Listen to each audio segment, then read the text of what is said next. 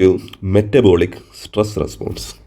Once the homeostasis of the body is broken down, there will be a metabolic stress response involving the different organs of the body. How does that happen? It is classically explained by Cuthbertson in the ebb and flow phases pattern, which has the ebb phase, an early flow phase, and a late flow phase. Now, when a trauma happens, initially we have a shock and then we run away from the trauma.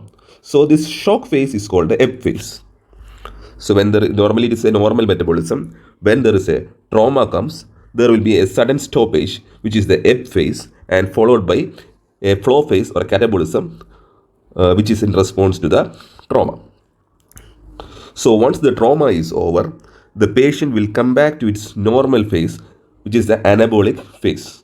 Okay, in the initial, so coming back to our Cuthbertson phases, in the ebb phase, there will be a decrease in the metabolic rate.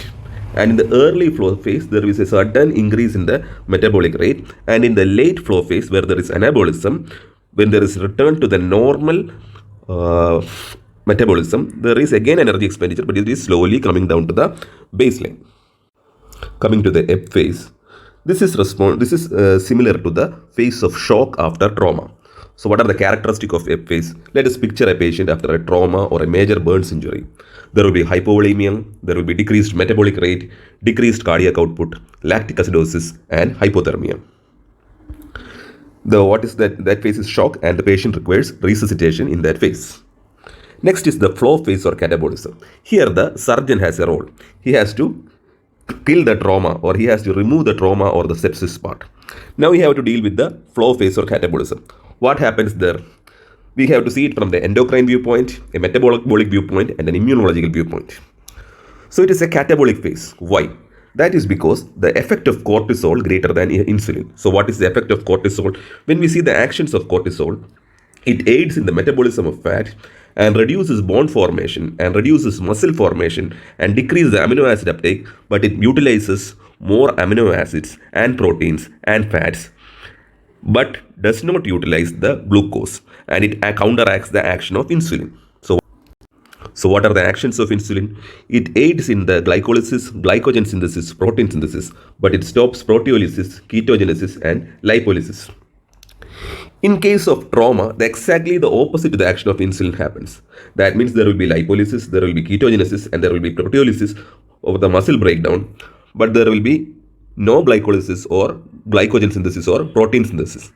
So actions opposite to the insulin and actions favoring the cortisol happen in case of trauma. So what is the result? More proteins and fats are used, there will be muscle breakdown, and less carbohydrates are used, and there will be an insulin resistance and hyperglycemia in the patient.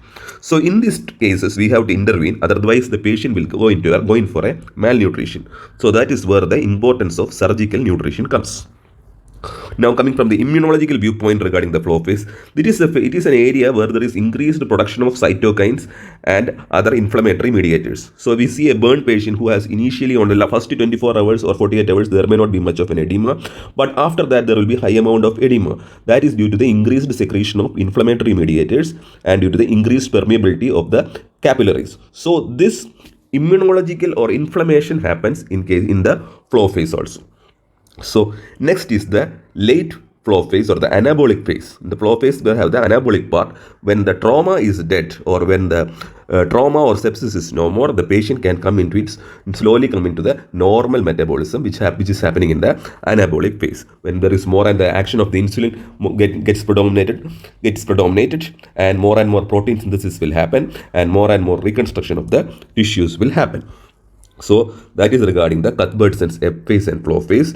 Ebb phase where there is shock. In early flow phase, it is a catabolic phase where more and more proteins and fats are broken down and less carbohydrates is used. In that phase, we don't have to give a lot of carbohydrates. We have to give a parenteral nutrition, and we should only slowly introduce the carbohydrates. The mean duration of flow phase is generally 3 to 7 days. If the flow phase is extending, we should understand that some part of sepsis or trauma may be still remaining, or there may be other factors like malnutrition or pain or sepsis which is contributing to the increase in the length of the flow phase. So, as a surgeon, we have to bring the patient out of the phase. We have to make sure that the flow phase does not prolong much, and even in the flow phase, we have to give the adequate nutrition and bring the patient up. The late flow phase will be generally in the discharge period, and it will be in the rehabilitation process.